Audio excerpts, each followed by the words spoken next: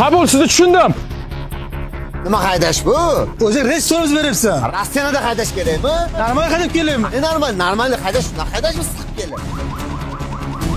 Baqirmay gapni olib beraman shuni yangisini. Mana olib berasan. Yangi fara olib beraman senga. Mashinani yangisini olib berasan. Hurmatli haydovchi, tez yordam mashinasida og'ir ahvolli bemor kelyapti. Mashinani chetga oling, to'sib qo'ygansiz yo'lda. Aka, mana uni kim qilib beradi? Agar bitta temir insonni hayotidan ustun bo'lsa, men qilib beraman, oling. Siz qilib berasizmi? Ha. 002 avtomashinasi harakat chetga oling. Tez yordamda og'ir bemorimiz bor. Nima bo'ldi? Komandir, men aybdorman. Aybimni tan olaman. Qilib beraman shu mashinasini.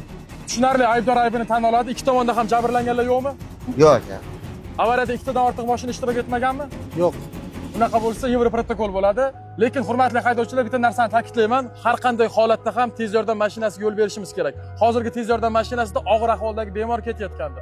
U kimdir sinisi, onasi, akasi, ukasi bo'lishi mumkin. Shunday ekan, harakat davomida bir-biringlarni hurmat qilib, yo'l qoidalariga amal qilgan holatda harakatlanishingizni so'ragan bo'lardim. Komandir, boya to'g'ri gapirdingiz. Hech qachon temir odamni jonidan ustun bo'lmaydi. Men boya sal qizishib ketdim. Do'stim, siz ham kechiring. Mashinamni o'zim qo'ya olaman.